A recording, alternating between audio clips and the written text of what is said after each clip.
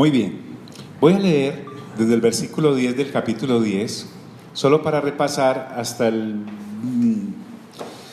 En esa voluntad somos santificados mediante la ofrenda del cuerpo de Cristo. Creo que fuimos lo suficientemente ilustrados por el escritor a los Hebreos de la importancia de por qué Dios, Hijo, toma cuerpo al ingresar en la esfera de los seres humanos. La importancia del cuerpo.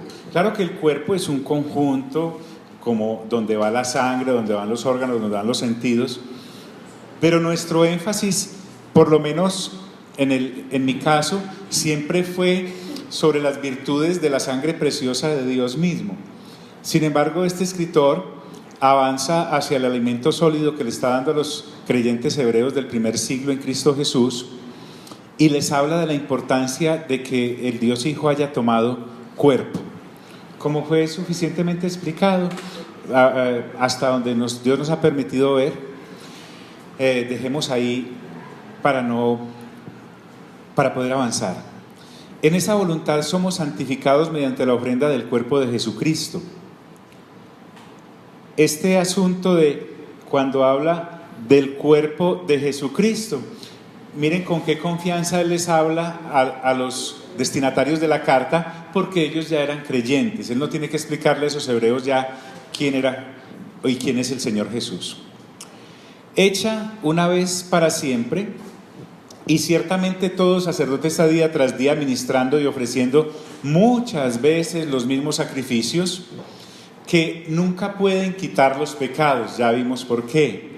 Porque eran sangre de animalitos, porque eran animalitos mismos, eran animalitos que se quedaban muertos, no resucitaban, etcétera, etcétera, etcétera.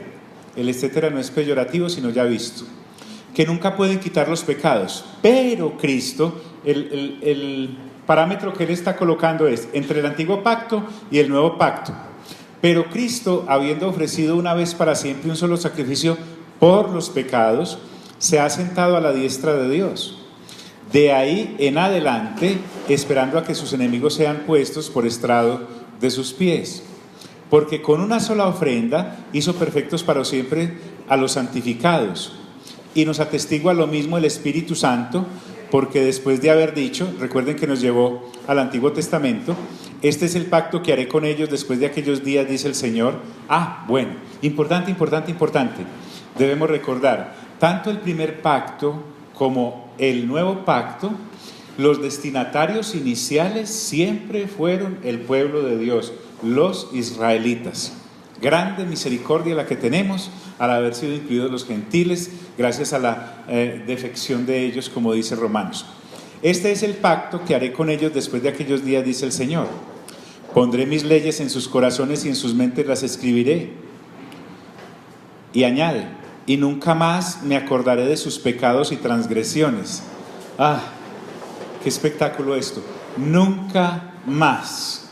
Debería haber una canción así. Nunca más me acordaré de sus pecados y transgresiones, pues donde hay remisión de estos no hay más ofrenda por el pecado, porque ya se pagó, ya se canceló. Así que, hermanos, teniendo libertad para entrar en el lugar santísimo por la sangre de Jesucristo. Entonces, aquí el escritor a los Hebreos les está recordando a ellos que hay un lugar santísimo. Obviamente no se está refiriendo a la sombra, donde solo podía entrar el sumo sacerdote de... Esa es una mano levantada para algo. Un momentico. Pastor, y nunca más se acordará de los pecados. Y por allá en Apocalipsis, en el juicio, Él no se va a acordar de los pecados, sino que nos va a decir como qué tipo de cosas. Se va a acordar de lo que hicimos después de, o los pecados que cometimos después de que nacimos de nuevo, no sé. Muy bien, pero es que no debemos cerrar acá. Él está hablando de las ventajas inmensas que tiene el nuevo pacto. Ojo ahí, no se me meta allá. ¿Por qué? Porque la pregunta suya es buena, pero no ahí. Me explico.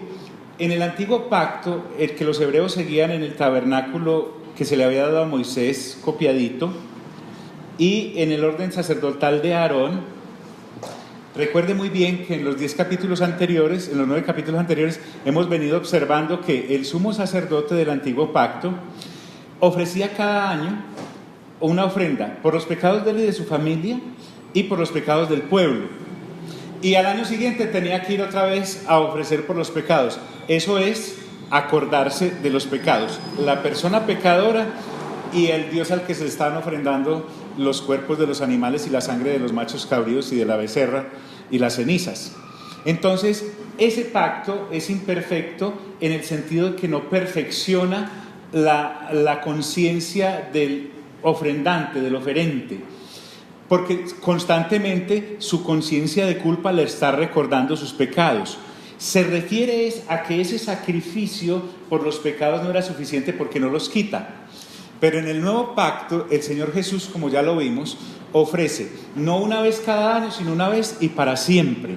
Y en ese pacto, Dios ha prometido, en el pasaje que citamos del Antiguo Testamento la semana pasada, que entonces nunca más se volverá a acordar de sus pecados.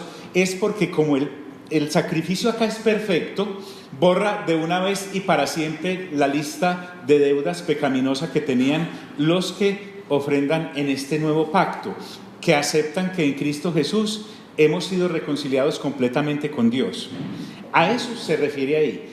Cuando tú me preguntas allá en Apocalipsis, realmente no se está refiriendo a las obras de la carne en las que nosotros podamos incurrir después de haber creído, porque acá el escenario es para cristianos hebreos que estaban acostumbrados a ofrendar en el tabernáculo terrenal que era sombra, pero que ahora han recibido a Cristo y Él les está mostrando las bondades de este nuevo pacto. Mientras en aquel no se borraban los pecados, en este sí, y Dios prometió que el que se acerque a Él en Cristo Jesús, sus transgresiones serán borradas y jamás se volverá a acordar de sus pecados, cosa que sí ocurría en el otro pacto.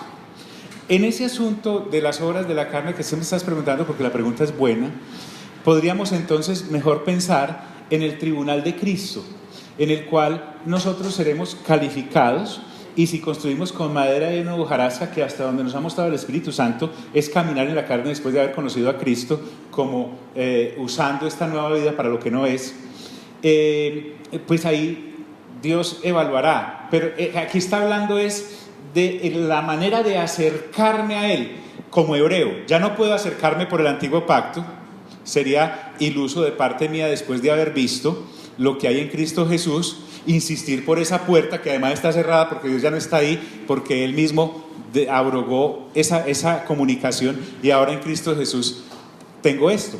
Así que, hermanos, se está refiriendo a hebreos, teniendo libertad para entrar en el lugar santísimo por la sangre de Jesucristo, porque esta sangre de Jesucristo sí nos limpió de todo ¿qué? De todo pecado y de la misma naturaleza pecaminosa que traíamos, porque nos hizo nacer de nuevo. Bien, ¿está claro, mi doc? Muy bien. Así que, hermanos, teniendo libertad para entrar en el lugar santísimo por la sangre de Jesucristo, vamos a tomar desde acá, por el camino nuevo y vivo. Vimos la vez pasada que se habla de un camino nuevo, es el del nuevo pacto. Eso implica que había un camino viejo, que era el antiguo pacto, y además vivo, porque significa que está vigente, actual y es eterno, mientras que el asunto en el antiguo pacto era prácticamente muerto, porque ni el cuerpo ni la sangre de animales podía proporcionar lo que sí se proporciona en Cristo Jesús, porque además de morir, Él resucita. Los animalitos no resucitaban. Y esa sangre era imperfecta, no porque los animales le hubieran quedado mal hechos a Dios, sino que era sangre animal, era sangre de criatura, mientras que aquí tenemos la sangre del mismo Dios. Por el camino nuevo y vivo que Él, siempre la gloria es para el Señor Jesús. El Padre se aseguró que toda la gloria es para su Hijo, en su Hijo y por su Hijo, a través del velo. Entonces vimos acá que recuerda. Sí. el asunto acá es que el lugar santísimo del que me está hablando acá la escritora a los hebreos no es el lugar santísimo que había detrás de la cortina en el tabernáculo que era sombra administrada por Moisés y por Aarón en su sacerdocio y sus sacrificios. No, me está hablando del tabernáculo real de donde fue tomado y copiado lo que Moisés recibió, y está hablando del sumo sacerdocio ya no de Aarón, sino según el orden de Melquisedec, que ya también lo explicamos. ¿Y a qué lugar santísimo es que tenemos entrada y tenemos libertad para entrar por ese camino nuevo y vivo que Él nos abrió a través del velo? Recordemos que velo acá se equipara a cuerpo, porque dice, ese velo es su ¿qué? Su carne. En otras versiones es más claro, dice, su cuerpo. Y ya vimos que el Señor Jesús, cuando iba con los discípulos y los discípulos le mostraron el templo que había construido en su época, Él les dijo, derriben este templo, señaló su cuerpo, y en 3 días lo reedificaré. Le dio a su cuerpo el carácter de templo. Lo bonito es que Pablo también nos enseñó a nosotros, allá en 1 Corintios 6 y 7, que nosotros somos templo ¿de quién? Del Espíritu Santo. Entonces este cuerpo es un templo. Por eso dice acá, y esto es de su carne. Bueno, y teniendo un gran sacerdote sobre la casa de Dios. Mira qué tremendo. Mientras allá tenemos un sumo sacerdote humano, sujeto por su naturaleza caída a cometer pecados, aquí tenemos un gran sacerdote que no nace bajo pecado ni cometió pecados, y la libertad tan grande es que el Señor Jesús jamás estuvo pensando, cuando fue a la cruz, de que estaba pagando por sus propios pecados, sino que estaba pagando por la naturaleza pecaminosa y los pecados, por lo menos en lo que a nosotros nos corresponde, de las criaturas, de los que de los que la Trinidad había creado.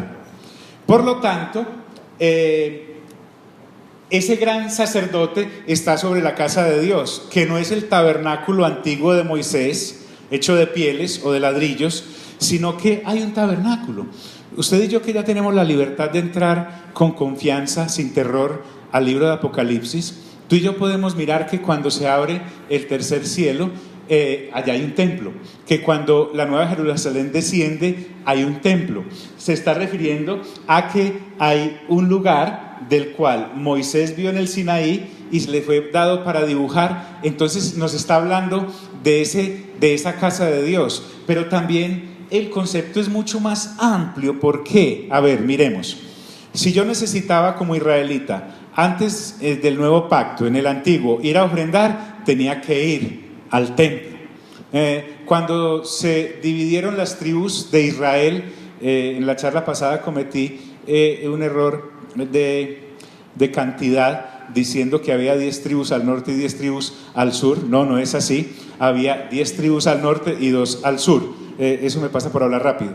Entonces, estas 10 tribus que quedaron acá tenían un problema de logística, porque el templo quedó allá, donde estaban las otras 2 tribus. Cada que querían adorar, inicialmente iban allá, pero resulta que Jeroboam dijo, esto está dividido, yo tengo 10 tribus, allá quedan 2, pero si la gente va a adorar allá, miren qué problema, de pronto se me amañan allá y se me reconcilian con las otras 2 tribus. Y empezó un sacrificio pagano acá, levantando unos becerros para que la gente los adorara, casi que el mismo trámite de Aarón. Pero entonces volvamos al punto. Siempre que yo iba a sacrificar en el antiguo pacto, tenía que ser referente a ese templo físico, allá, en ese lugar. Pero el concepto de casa de Dios es mucho mayor, sobre el cual está el Señor Jesús como gran sacerdote. Ese gran sacerdocio está sobre la casa de Dios, que Pablo nos lo muestra como la iglesia. Él le dice a Timoteo, te he escrito todo esto para que sepas cómo comportarte en la casa de Dios. Es lindo porque usted y yo, que también estamos incluidos en este nuevo pacto, tenemos acceso libre y libertad completa a este lugar santísimo, porque en el orden sacerdotal de Aarón no teníamos libertad para entrar al tabernáculo, ni lo mostraban, allá no nos dejaban entrar ni de turistas. Pero en el nuevo pacto nosotros somos real ¿qué? Sacerdocio, no según el orden de Aarón, sino según el orden de ¿quién? Porque dice la Escritura que nos hizo real sacerdocio, y Apocalipsis lo reafirma. Entonces tenemos acceso también a la presencia de Dios. Es decir, la casa de Dios no solamente es la iglesia como tal en donde Dios habita, sino que tú y yo como beneficiarios de este sacerdocio gran que hay en el Señor Jesús, tenemos libertad para entrar a la misma presencia de Dios, como hijos y como hijas, y no como visitantes, sino como habitantes. Todo ese es el gran beneficio que el escritor les está mostrando a los hebreos y que nos beneficia a nosotros con la claridad. Pero también es un lugar espiritual, que no significa que no sea material. Escuche bien, cuando hablemos de espiritual, no significa que no se pueda tocar, que no sea materia. El tercer cielo existe, solo que está en el mundo espiritual. Eso no significa que sea como en esas películas que la gente pasa y nadie la puede tocar, aunque ahí está la imagen. No, es real. Juan fue llevado en Apocalipsis al tercer cielo y estuvo ahí en el lugar real. Entonces, tiene todos estos beneficios, pero lo voy a dejar para más adelantico. Me está diciendo que tengo un gran sacerdote sobre la casa de Dios, y basados en ese sacerdocio, yo me puedo acercar a Dios con un corazón sincero. Recuerden que acá corazón no es el bum bum, sino la mente limpia. Ya, ya el israelita del antiguo pacto no está en estas. Iba este año a celebrar los sacrificios por haber recordado los pecados de todo ese año, y ya estaba pensando, y el otro año tengo que volver porque también tengo que venir al asunto. No, aquí la conciencia sí se limpia, porque la sangre de los animalitos no limpiaba la conciencia, te dejaba la culpa vigente. Pero ahora no es que la sangre del Señor Jesús me moja físicamente, sino que la doctrina a la que nos hemos acercado respetuosamente en lo que es la gracia que el Padre ha depositado en Cristo Jesús para que nos acerquemos a Él, nos explica razonablemente por qué ya no hay culpa. Ya no hay culpa porque la sangre ofrecida y el cuerpo ofrecido son el cuerpo y la sangre de Dios como tal, no la de un animalito. Entonces, estos hebreos ya se pueden acercar con corazón sincero, es decir, limpio, con mente limpia, porque la sangre del Señor Jesús es válida para eso, en plena certidumbre de fe, es decir, con una fe sin dudas. Me atreví a decir también que la fe es la certeza de lo que, la convicción de lo que no se ve. Muy bien, pero resulta que en el tabernáculo de sombras todo se veía, todo se palpaba, se podía inclusive oler. Pero en este nuevo pacto todo es por fe, no porque no exista, sino porque no ¿qué? Se ve. Y aquí Él nos está preparando para entrar en el capítulo 11, en donde nos va a mostrar que la fe es una herramienta espiritual que se viene usando desde antes de inclusive el pacto de Moisés, desde antes del sacerdocio de Aarón, y nos quiere mostrar por qué nos debemos, por qué me acerco confiadamente a Dios, porque ahora entiendo. Y entiendo que hay un sacerdocio mejor, el de Melquisedec en vez del de Aarón. Entiendo que hay un tabernáculo mejor, que no son las sombras, sino que es la realidad. Entiendo que hay una ley mejor, que es la del Espíritu, y no la que venía a señalarme el pecado y mi conducta pecaminosa. En ese orden de ideas yo me puedo acercar a Dios en plena certidumbre. Ya lo hemos visto, si usted vuelve a escuchar Romanos, por ejemplo, se da cuenta de que somos hijos e hijas. Ya no somos hijos e hijas del diablo, sino hijos e hijas de Dios, porque hemos sido, según Efesios, trasladados de tinieblas a luz ¿qué? Admirable. No hay sombras acá, en plena certidumbre de fe. ¿Y por qué esa plena certidumbre de fe? Porque tenemos purificados los corazones de mala ¿qué? Entonces, disculpe el juego de palabras que utiliza el escritor a los hebreos, pero cuando habla de corazón nuevamente es la mente. Entonces, purificada mi mente de mala ¿qué? Conciencia. Ya no me acuerdo año tras año que tengo que ir a celebrar. No, es que no me acuerde, sino que estoy completamente convencido de que la sangre del Señor Jesucristo en el nuevo pacto es más que suficiente para poderme acercar a Dios. Entonces yo no llego allá agachadito como, ay, donde me pillen. No, es que no hay nada que pillarme. Todo fue limpio y todo fue quitado gracias al sacrificio perfecto. No es por mis obras para no gloriarme. Correcto. Purificados los corazones de mala conciencia y lavados los cuerpos con agua ¿qué? Puro. ¿Con agua qué? ¿Aló? Niños, ¿con agua qué? Pura. Miren esto. Este sacrificio en el antiguo pacto solo me limpiaba ¿por dónde? Por fuera. No podía con mi culpa, con la conciencia que me estaba señalando. Así no me hubieran pillado. Estaba la conciencia ahí, tan. Yo era mi propio juez. Tenía que tener pues la mente muy entenebrecida para uno decir, no, yo no he hecho nada. Pero aquí en este nuevo pacto, no solamente me limpia por fuera, porque dice el apóstol, ofrezcamos nuestros cuerpos en sacrificio vivo, agradable y perfecto a Dios. O sea que este vehículo lo podemos usar para agradar a Dios y no para las cosas que hacíamos antes. Pero además me limpia por dentro. Porque dice, y lavados los cuerpos con agua ¿qué? Pura. Ya vimos nosotros, en lo que hemos visto, que el Señor Jesús dice que hay que nacer del Espíritu y del agua. Por deducción hemos llegado a entender que el agua es la palabra del nuevo pacto que ha sido traída en Cristo Jesús. Pero también recordemos que había un lavacro en el tabernáculo, había un lavacro donde uno se lavaba. Era de agua, correcto, y esa agua nos limpiaba. Lo cual, permítame, seguramente es una herejía, pero Dios me la perdona. ¿Recuerdan cuando el soldado romano en el costado le incrusta la espada? ¿Qué sale del Señor? ¿Agua y qué?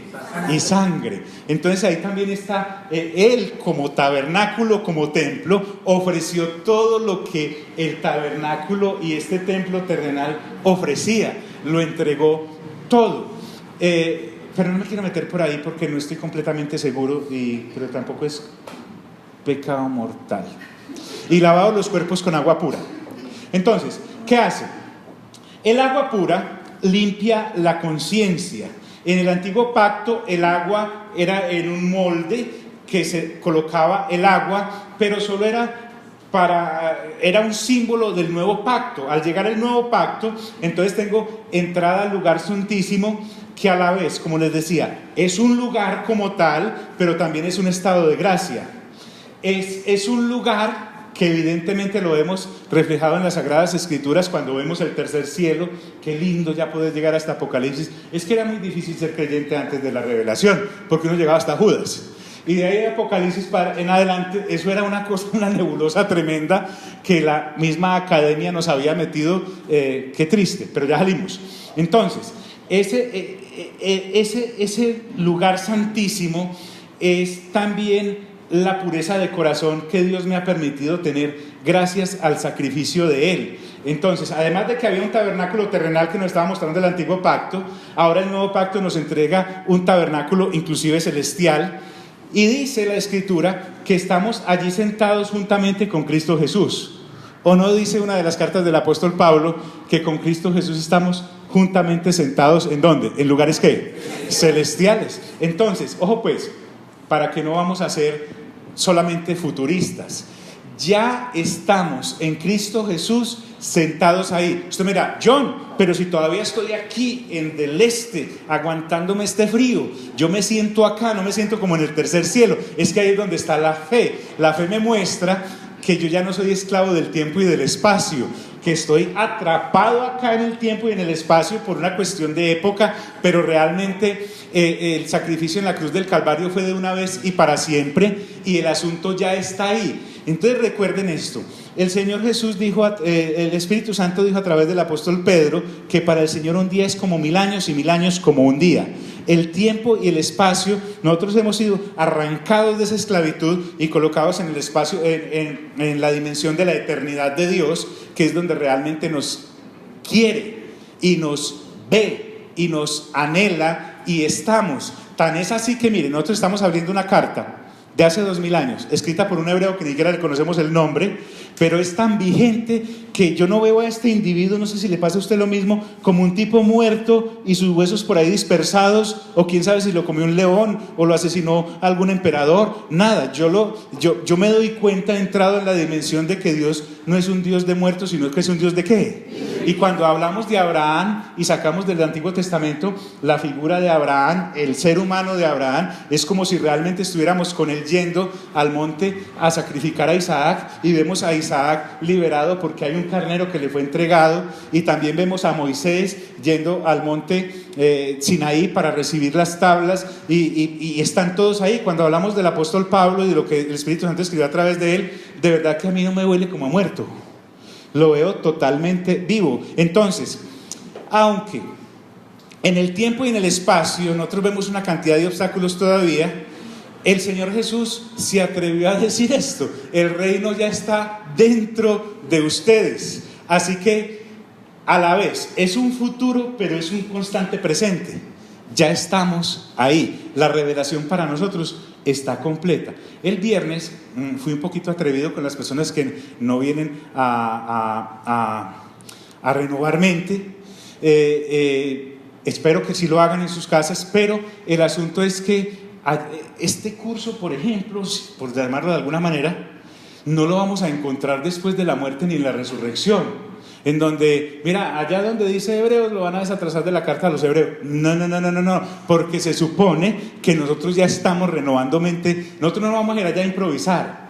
Allá no, pues si uno no renovó mente, va a llegar despistado, no va a saber para dónde coger. Seguramente lo van a guiar a uno, va uno a ser salvo, pero realmente los que nos hemos tomado esto en serio por el Espíritu Santo, no es que nos hayamos tomado esto en serio porque seamos mejores que los que no vienen. No. A lo mejor los que no vienen están mejor que nosotros. Pero estamos hablando es que es por la gracia de Dios que usted y yo, independiente, mire, no sé si a usted cada vez que le llega un martes o un viernes, porque nosotros no somos una congregación atafagada de actividades, pues el que diga que pertenece a esta congregación es gravoso, eso sí es pecado. ¿Por qué? Porque aquí no hay que el retiro de. No. Estamos renovando mente constantemente. Es libre y es gracioso y es gratis por la gratuidad que el Espíritu Santo nos da. Es más, usted se puede ir como hace determinada gente y puede seguir escuchando por allá, porque la revelación sigue dándole, pues como para no decir nada, pues así como de frente a Estelita. Entonces, y cuando regresa está en las mismas, porque no llegó como, no, el Espíritu Santo está allá y está acá.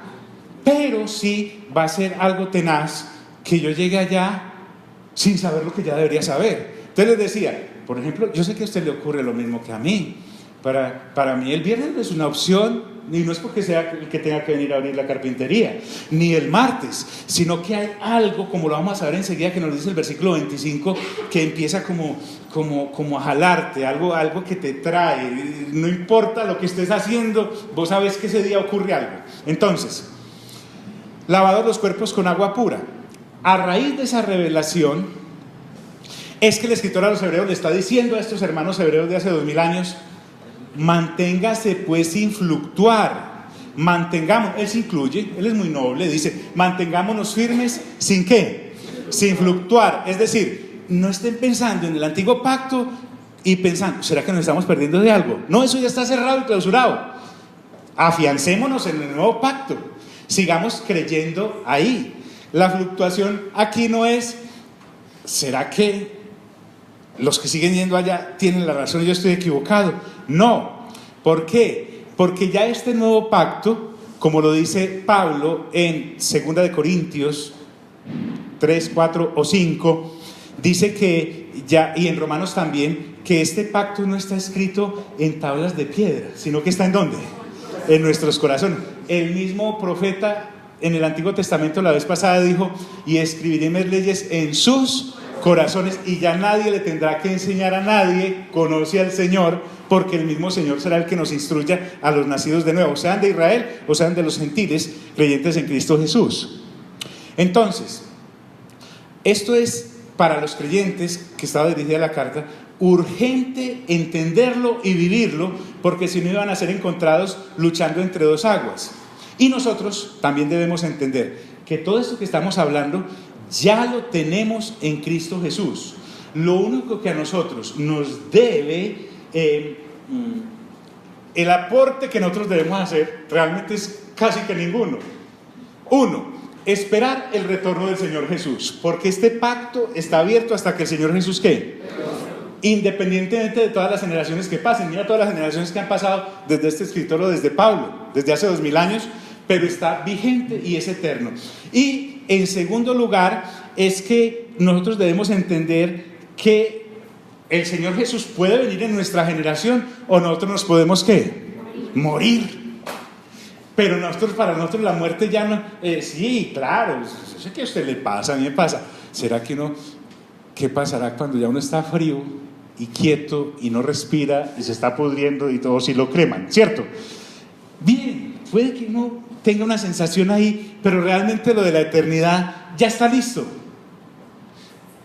Hebreos 2:5, que es el versículo a llamar de esta carta, para mí estamos hablando acerca del mundo venidero en donde hemos de vivir. Esto es trámite maravilloso. Entonces, mira, aquí no está hablando de las obras de la carne en las que yo puedo incurrir después de haber conocido al Señor Jesús. Está hablando desde la firmeza del pacto que Dios le ha entregado al que cree en Cristo Jesús. Bien, mantengámonos firmes sin fluctuar. La profesión de nuestra esperanza, porque fiel es el que prometió. Miren que todo se realiza en Cristo Jesús. En este nuevo pacto dice, la profesión es lo que yo profeso, lo que realizo, mi actividad diaria es una esperanza. La esperanza acá es el retorno del Señor Jesús, porque en eso consiste la fe. Ahora, la evidencia en la Biblia a través de la comprobación, a través de comprobar por la práctica que esto es así, nos lleva a entender que el Señor Jesús no miente. O sea, el Señor Jesús, usted y yo lo podemos acusar de cualquier cosa, si es que te vamos a encontrarle un pero, menos de mentiroso, o de haber prometido el Espíritu Santo algo que no ha cumplido, inclusive verificado por la historia de la humanidad. Por el contrario, nosotros confesamos esto y esta esperanza, no porque nosotros seamos muy guapos, les decía ahora, sino porque ¿quién es fiel? ¿Quién es fiel? El que lo prometió. Y recuerde que le está hablando de Hebreos, y allá en el profeta, ¿cuál fue el que citamos? Jeremías 31, 33, ¿cierto? Dios a través de ese profeta dijo, hay un nuevo pacto en el cual yo no me acordaré de sus transgresiones ni de sus pecados, y nadie tendrá que enseñarle a nadie, porque yo mismo escribiré en sus mentes, en sus corazones, estas leyes del nuevo pacto. Entonces, Él lo prometió, pero además prometió su regreso, y si vino por primera vez, viene en la segunda, eso se lo garantizo. Y si vino a salvar, también viene a organizar la eternidad. En un momento determinado, el escritor a los Hebreos dice, bueno, hemos estado muy tercercielistas. Vamos a bajar esto al diario vivir.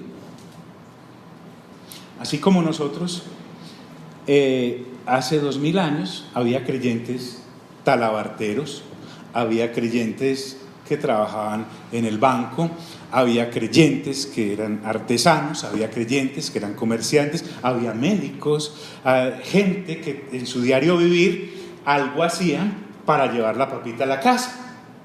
Pero en ese orden de ideas, ya entrando en el tiempo y en el espacio de la época de hace 2000, él dice, basados en esto, ahora sí empecemos a considerarnos unos a otros. Entonces llegaba el hermano hebreo llamado William con la hermana hebrea llamada Ángela, en su época de hace 2000 años, como usted y yo llegamos acá, cada uno, y dice, con base en toda esa revelación de 10 capítulos, el entendimiento del nuevo pacto, miremos a ver nosotros cómo es que tenemos que llevar esto en nuestra respectiva generación. Dice, consideremos unos a otros, ¿para qué? Estimular, esta palabra es muy linda, estimularnos esa idea, hey, dale, tranquilo. ¿En medio de qué? De una cantidad de circunstancias que seguida nos van a enumerar, buenas, malas, para ellos todas eran malas. En la época había una cantidad de persecuciones impresionantes, y si era hebreo creyente en Cristo Jesús, eran casi que extraordinarias con respecto a la cantidad de dificultades. Entonces les dice, y empieza a hablar del fruto del Espíritu Santo en una manera que ellos también la pueden vivir, y dice, y considerémonos unos a quién. Ya hemos considerado suficientemente al Padre, para efectos de lo que está explicando, al Espíritu Santo y al Señor Jesús. Ya hemos ubiquémonos en hace 2000 años, ya sabemos que Abraham, Moisés, Aarón, Josué, todos están por allá. ¿Y qué hacemos aquí hace 2000 años? Y esto nos va a servir ahora, acá. Y considerémonos unos a otros para estimularnos, no en, sino al ¿qué? Al ágape. Mira lo que está diciendo, todas esas virtudes que hemos visto de la Trinidad a nuestro favor, vamos a hacer la conversión ahora aquí a lo humano, porque muy bonito, ¿cómo será de bonita la cuestión con el Hijo, con el Padre y con el Espíritu Santo? Que Pedro le dice al Señor en el monte de la transfiguración, y hagamos 3 enramadas, una para ti, otra para Moisés y otra para Elías. O sea, en otras palabras, Pedro no quería bajar de allá. Y el Señor Jesús, cuando aquellos dos vuelven a su lugar y Él desciende con ellos, le está diciendo, no, es que lo que vemos ahí lo tenemos que vivir también aquí entre nosotros. Y recuerden a que llegó el Señor, había un muchacho endemoniado a los que los discípulos no habían podido echarles un demonio. Y ese diario vivir, nosotros como congregados, no en un lugar, porque yo puedo estar en un lugar, el cuerpo, y mi mente por allá, ¿cierto? Mi corazón por allá. Lo que él está diciendo acá es, los congregados en torno a la doctrina del nuevo pacto, independientemente de donde estemos, porque puedo estar en prisión, no me dejan salir, porque puedo estar en otro país. Por eso Pedro era universal como Pablo. Con respecto a las tribulaciones, Santiago le dice a los hermanos de hace 2000 años que estaban en la dispersión, tengan por sumo gozo cuando estén en medio de diversas ¿qué? Fue muy local. Pedro fue más universal porque dijo, hablando acerca de las mismas tribulaciones, dijo, estas mismas tribulaciones se cumplen en todos los hermanos alrededor de todo el mundo. Entonces hay una cosa corporativa que va más allá de un lugar y de venir a un sitio o de ir a un sitio, porque yo puedo estar en un sitio en torno a una doctrina que no es. Entonces ahora ubiquémonos. Yo podía estar yendo, congregándome con aquellos que todavía creían en el antiguo pacto, pero estaba como los de esa corporación. ¿Sabe usted dónde están sus finanzas en este momento? No sabían. Pero en el nuevo pacto, que es una doctrina, es una manera de creer, ¿correcto? Y en esa manera de creer, él dice, ahora sí, con base en lo que acabamos de ver de la revelación de Dios, considerémonos unos a otros para estimularnos al amor, o sea, al ágape, porque sin ese aceite, pues entre nosotros nos matamos. Y a las buenas, ¿qué? Obras. Obviamente no está hablando de las obras que podían hacer aquellos en el antiguo pacto de llevar animales y sangre de machos cabríos. Está hablando de las obras del Espíritu Santo, llamémosla el fruto del Espíritu Santo, para vivir en oro, plata y piedras preciosas, para ser bien hallados en el tribunal de Cristo cuando seamos calificados. Siempre está ahí. Y considerémonos unos a otros para estimularnos en buenas obras. Entonces lo que quiero decirte es, este hombre acaba de bajarnos a la realidad visual que se puede palpar. No quiere decir con esto que toda la revelación que acaba de darnos sea irreal, no, es tan existente como esta mesa. Pero, dice, primero, hay que estimularnos ¿al qué? Al amor. ¿Y cómo me estimulo yo al amor? A punta de roces. A punta de roces. Ya lo vimos. Entonces, si tengo ira, ya la ira no me gobierna. Puede que la tenga, pero entonces el sol no se pondrá sobre mi enojo. Está hablando de esa cantidad de cosas solo para hablar de una obra de la carne en que yo ya puedo escoger. Yo antes no podía escoger.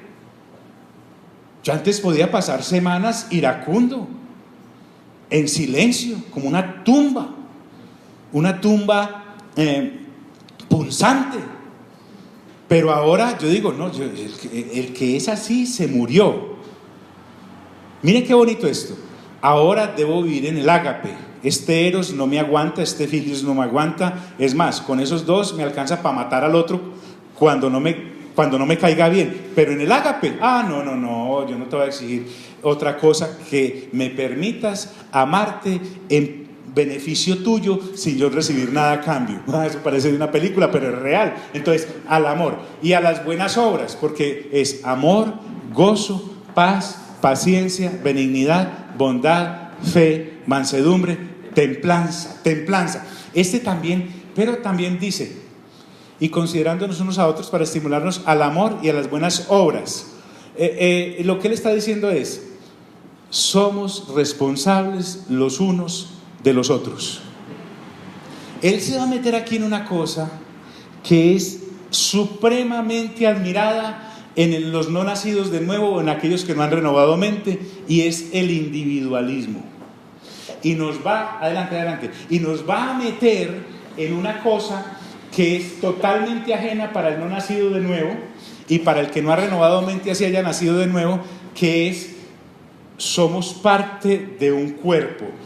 Somos parte de un cuerpo como órganos, somos parte de un cuerpo como miembros, a nivel universal, con todos los de todas las generaciones, pero hay una gran responsabilidad local, actual, en el tiempo y en el espacio. Mejor llamémoslo así. Dice Hechos: una vez David, habiendo servido a los de su generación, fue unido a sus padres. Usted y yo tenemos una responsabilidad muy grande hoy, año 2018, con los congregados en torno a la revelación del nuevo pacto, para que nos sintamos responsables el uno por otro. En el antiguo pacto, la persona era solitaria, básicamente era individualista. En el nuevo pacto se llegó a una corporación, mejor a un cuerpo, es corporativo. A la vez es individual, porque yo me sigo llamando fulanito de tal con cédula número tal y me identifican en cualquier lado. Pero a la vez soy parte de un cuerpo que es el cuerpo de Cristo. Y de ese cuerpo de Cristo el soporte es Dios mismo, pero a la vez que soy un ser individual, soy una persona colectiva. Lo que quiero decirle, que lo que él está atacando acá es que la persona huraña, la persona solitaria, la persona cusumbo solo, no es válida, o por lo menos no tiene utilidad de vida en el nuevo pacto. La persona que se aísla y dice, y es capaz de decir que la vida del Espíritu él la puede vivir sola, ese concepto es pura carne académica. Sin embargo, la corporeidad a la que el Señor me está llamando en toda su extensión no es en las obras de la carne que me llevan a ser individual, sino en el fruto del Espíritu que me lleva a ser colectivo. Y una de las cosas que dice es: no dejando de congregarnos. ¿Por qué? Porque hay algo que ocurre en esto de congregarnos, que se da solo al estar juntos. O sea, yo no puedo jugar un partido de fútbol solo, para poner un ejemplo actual. Es ridículo. Puedo jugar otra cosa, pero no una cosa que se llame equipo. Y es más, en ese equipo yo tengo que estar completamente identificado. En este caso le está diciendo el escritor a los hebreos, a los creyentes hebreos, que es muy aplicable para nosotros, que solo no es el mensaje del nuevo pacto. ¿Por qué? Porque entre esos creyentes había algunos que sí tenían por costumbre no congregarse. Algunos de esos creyentes hebreos se habían dejado aislar por su orgullo disfrazado de espiritualidad, pensando que solos es mejor.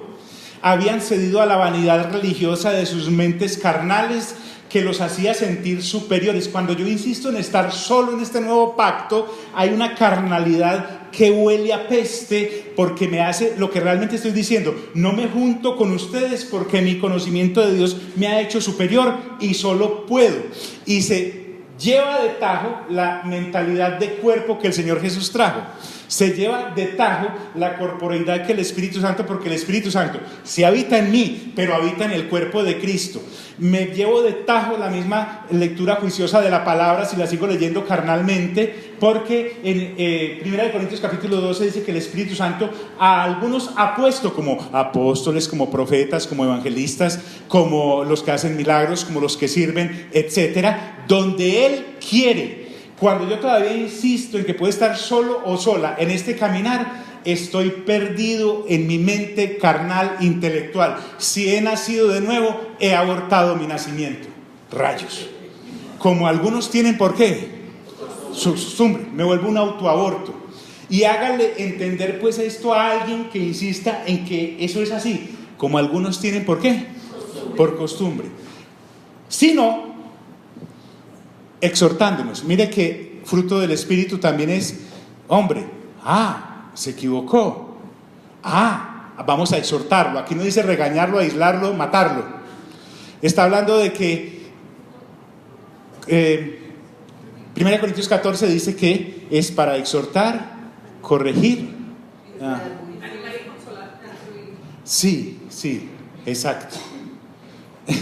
Pongámoslo en otras palabras. Es que es muy difícil uno regañarse solo. Sí, porque uno es muy indulgente con uno mismo. La exhortación no se da solo. La consolación no se da solo. La estimulación no se da solo. El animarse no se da solo. El corregir no se da solo. Este exhortándonos es colectivo. Miren, exhortándonos. Y hay una condicionante ineludible. Miren qué vigencia de esto.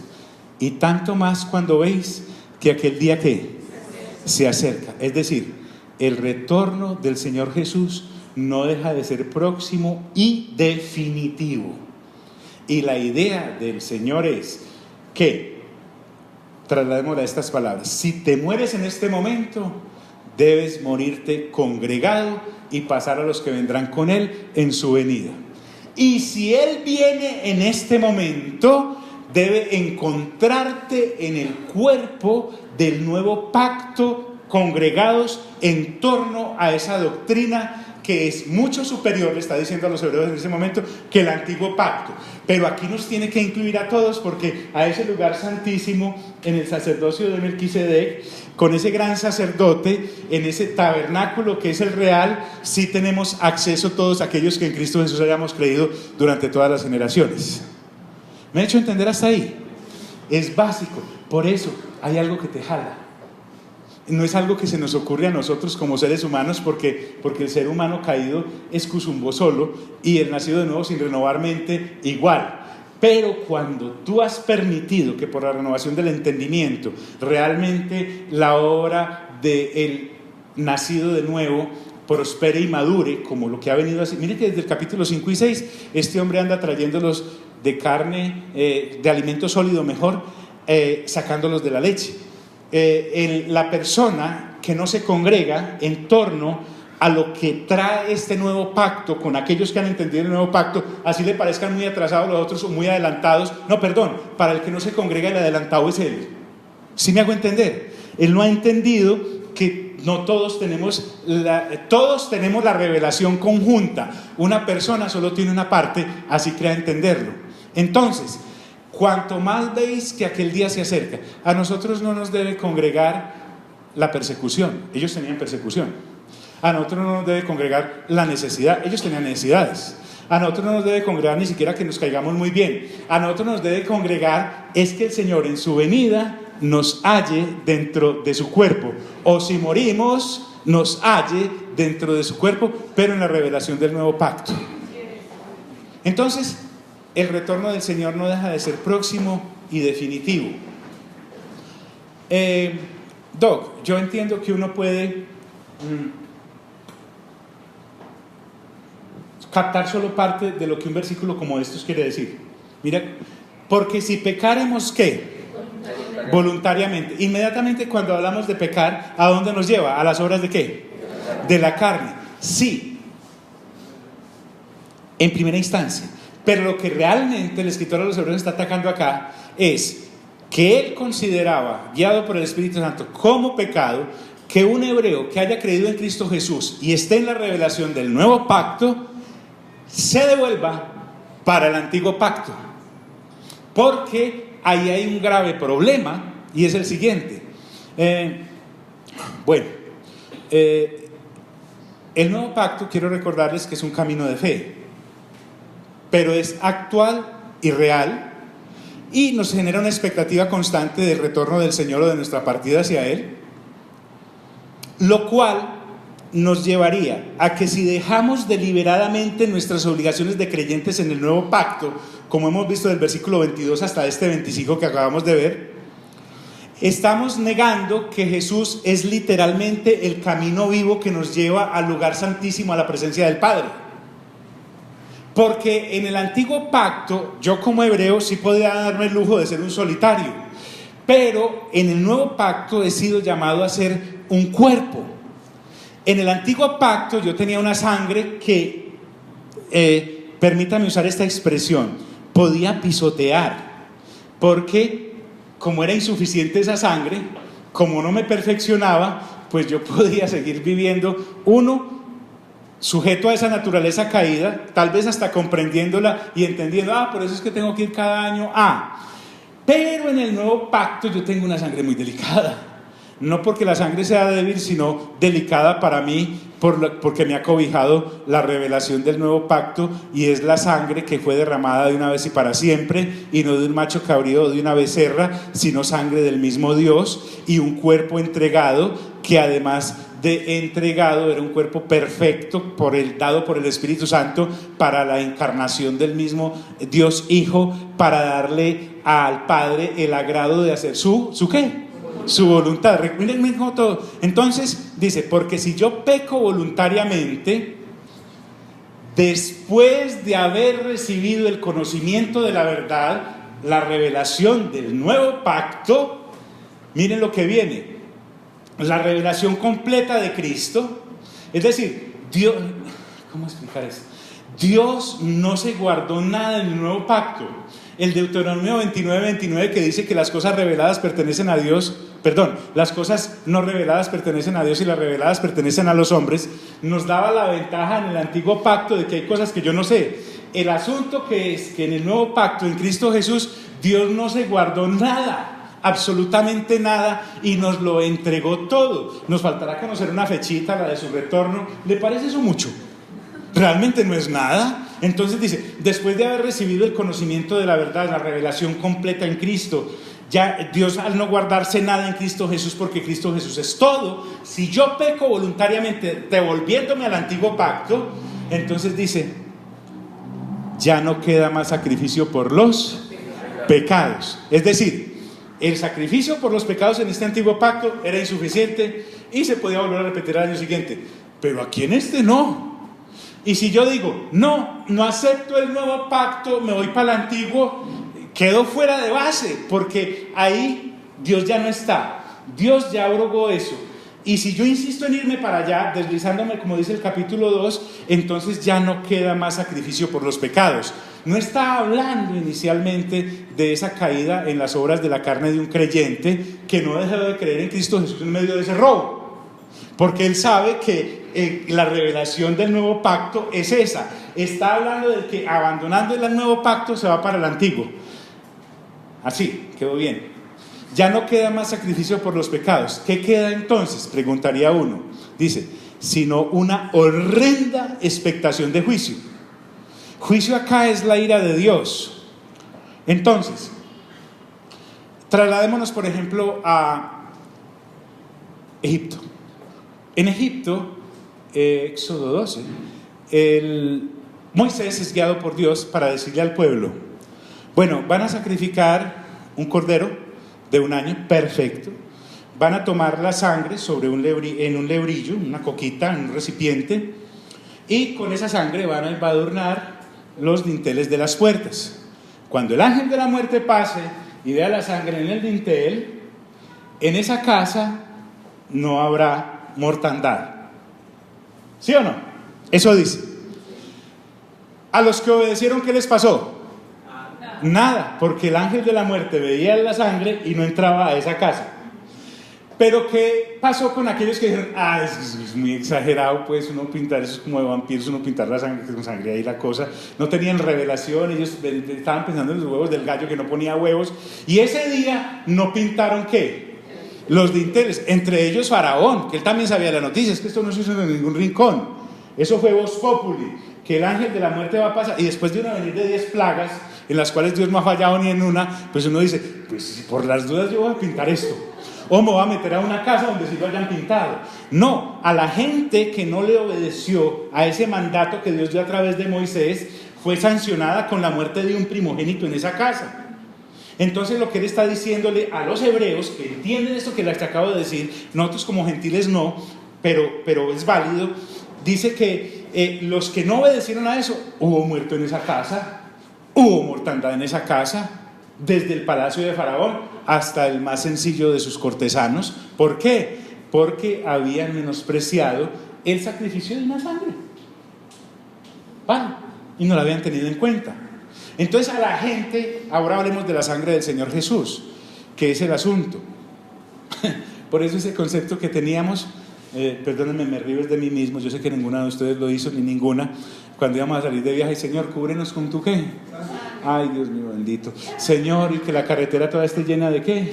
Y entonces, y que allá la finca donde llegue esté protegida por tu ¿qué?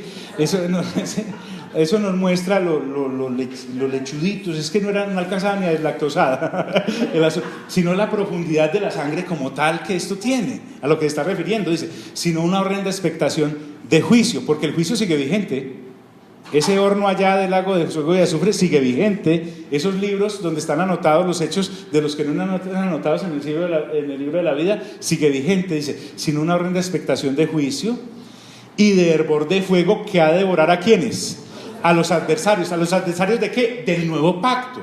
Yo me constituyo en adversario del nuevo pacto cuando conscientemente rechazo a Cristo Jesús como camino de reconciliación por la gracia que el Padre depositó en Él. Y del hervor de fuego que ha de devorar a los adversarios.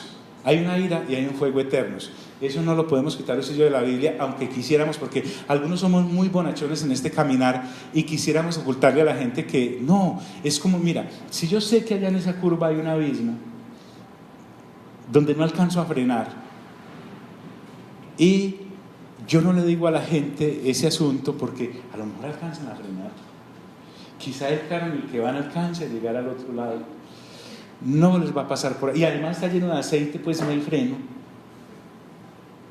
Estoy olvidando que por amor al que va en ese camino, yo debo por lo menos ponerle un letrerito y decirle, ¿sí me hago entender?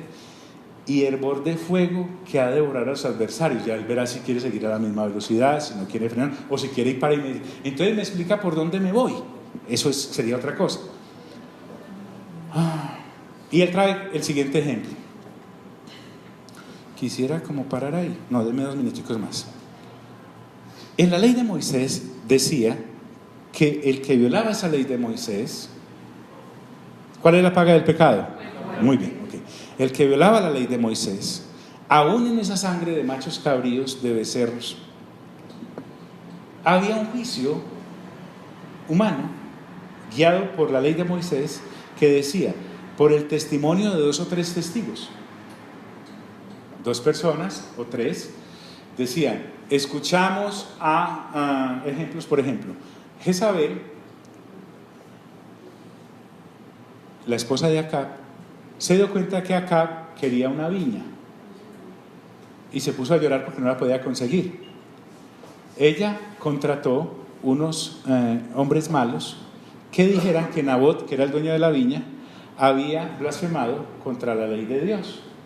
Y basados en esos 2 testigos, mataron a Nabot y Acab tuvo su viña. Entonces uno puede decir, ya, es que ahí está, entonces ¿de dónde estaba? No, tranquilo.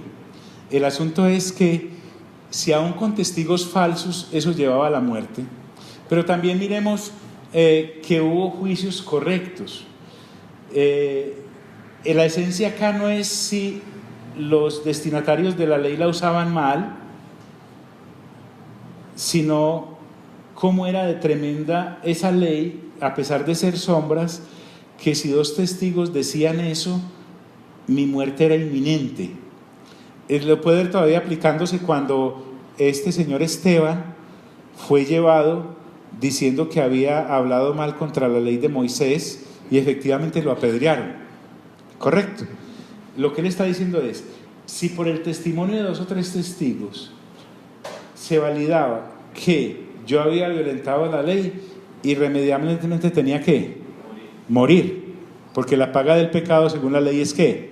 Muerte. Entonces él trae ese ejemplo de sombras y dice, ¿cuánto mayor pensáis que merecerá el que pisoteare a quién?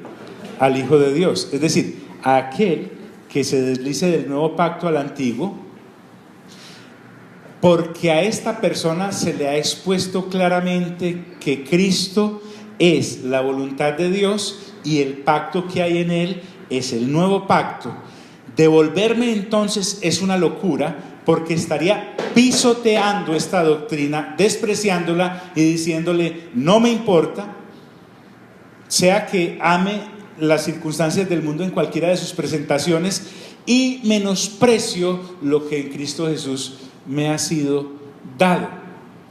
Pero dejemos hoy ahí. Dejemos hoy ahí. Entonces recuerden, no estoy justificando con esto que yo pueda vivir de cualquier manera después de haber conocido a Cristo, pero el énfasis acá en este pasaje es deslizarme del nuevo pacto al antiguo, porque esta carta le estaba aclarando a creyentes hebreos por qué debían perseverar, así hubieran sufrido todo. Es que enseguida vamos a leer todo lo que estos hermanitos sufrieron, que uno va a decir, no, pues que para tener como un escampaderito que se vuelvan al antiguo pacto unos días, no, imposible, les hubiera sido mejor no haber arrancado. Padre, gracias por este tiempo en el cual hemos podido desglosar un poco de lo que tú nos has permitido adentrarnos en la revelación de las Sagradas Escrituras. Gracias por los que estamos congregados en torno a esta revelación, no siguiendo nuestros caprichos carnales, sino la revelación de tu palabra, exhortándonos, guiados al amor, congregándonos, cuidándonos los unos a los otros, porque hay algo que nos mueve y es la expectante constancia vigente de tu retorno inminente en cualquier momento, sin importar la generación o nuestra partida biológica, para estar esperando contigo el retorno y regresar juntamente. Amén y amén. Dios nos bendiga a todos.